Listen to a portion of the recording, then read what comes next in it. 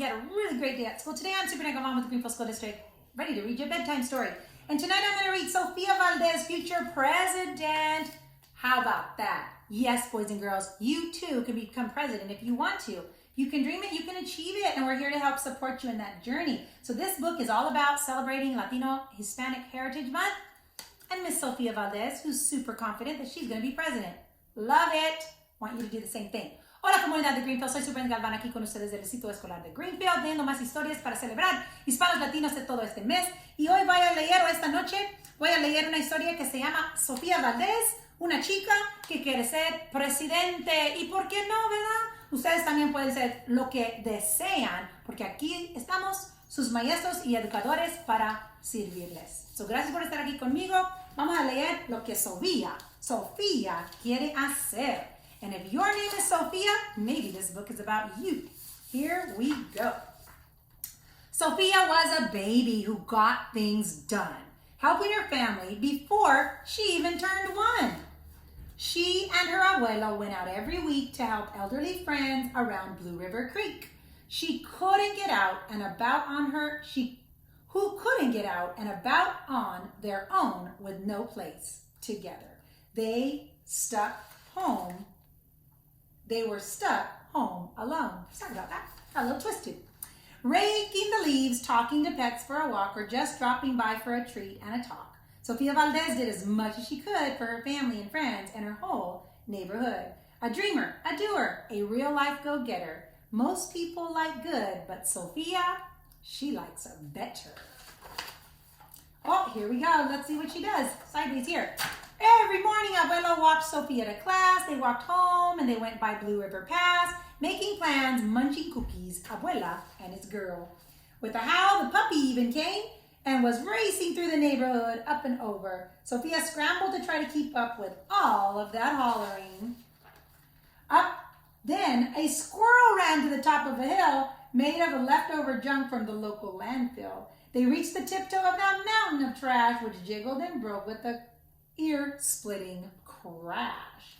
Ooh, they're doing rhyming with us. We like it. Down they all tumbled and hit with a thud on a moldy old pumpkin surrounded by mud. Ouch, cried Abuelo. He struggled to stand. A dangerous mess, he said, grasping her hand. The next day, Sofia walked to school solo, but it wasn't the same without her Abuelo. This is not right, declared Sofia, who glared at Mount Trashmore and got an idea. Too much trash, she says. So, the very next morning, at 6:30 dawn, she planted a sign on the front of the lawn. She stood back and smiled, and Pup gave a bark. Get rid of Mount Trashmore! Let's build a new park. Each of her neighbors had something to say about benches and fountains and places to play. Meeting spots, gardens, a basket for bees, a rubber duck pond, and a kiosk for cheese. She drew every thought on her map of that park, which was perfectly perfect by a quarter till dark. She drifted to sleep in her soft, cozy bed. Then, bam! She woke up with a thought in her head. Her heart skipped a beat as she realized each one of her neighbors had said, "Let me know when it's done." They all thought Sofia could build it alone, but how could one girl do all this on her own? The weight of that thought made her tender heart ache as night thunder growled and she lay wide awake. Abuelo baked cookies when Sofia got up. She gave her a bagful and sneaked one for her pup. He blinked back a tear as he hugged his Sofia. For courage, he whispered, "Te amo, mi vida." Sofia's knees wobbled. She felt weak inside. She looked at his ankle and quite nearly cried. Though she didn't feel brave or courageous at all, Sofia Valdez went to face City Hall. There's the library and there's City Hall. The mayor's office sent her to room 401, the Blue River Creek Department of Fun.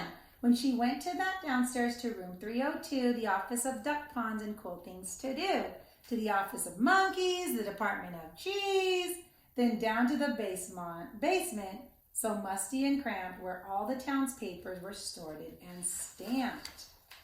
The words smacked Sofia down deep in her heart. What did they say here? That's where the clerk said, when she had her idea, She said, no one else did this. You can't build a park. You're only a kid. Those words smacked Sophia deep in her heart. Her plan was kibosh before it could even start. I think, said Sophia, I think that law is wrong. By her second grade voice, she's only in second grade, she didn't sound very strong. The clerk said clearly, it cannot be done. Do you have any questions? Sophia said, yes, I have one. If you were me, and if I was you, and he was your grandpa that got hurt, what would you do? Well, said the clerk. Then she said nothing at all.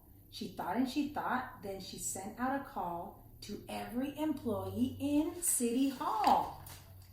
The entire government of Blue Creek crammed into her office to hear Sophia speak, but her words jumped off her cheeks, brown, bright red, as dozens of emotions rushed through her head. Her heart beat so loudly she could hear it crack. The crowd leaned in closer, and Sophia leaned back. And at that moment, when Sophia she first knew what brave meant. Because doing things you must do, even though your heart cracks with fear, though you're only in grade 2, you do it because it must be done. She took a deep breath. She looked the mayor in the eye, and though her knees were wobbling, she held her head high. Sophia started talking. She spelled out her plan and why it all mattered and how it began.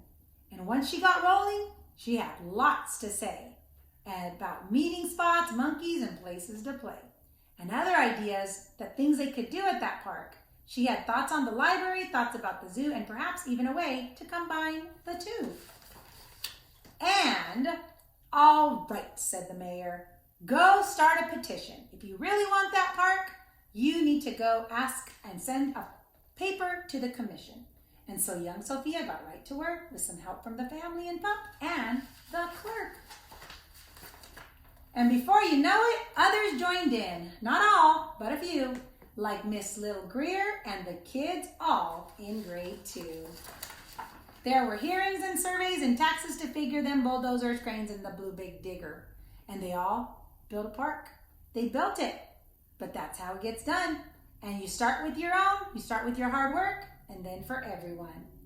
But it began with the dream of just one person, just one, who laced up her tennis shoes and led the way to the mayor. Now every evening till long after dark, the town comes together at that citizens' park. They all hold their truth to be self-evident that Sophia Valdez could grow up to be president. And until then, Sophia, the real-life go-getter, helps Blue River Creek get better and better. And that's the story. How about that? Well, I want to tell you something. In Greenville, we do have a mayor's office. We do have a city council. And if there's things, children, that you want to happen in Greenville, you could be like Sophia and go ask. They have meetings and you can tell them that you want certain things. And maybe, just maybe, they'll work with you to make it happen. All right, boys and girls, thanks for joining me here tonight. Sophia Valdez, future president. And I'm sending you a great big bear hug from our family to yours.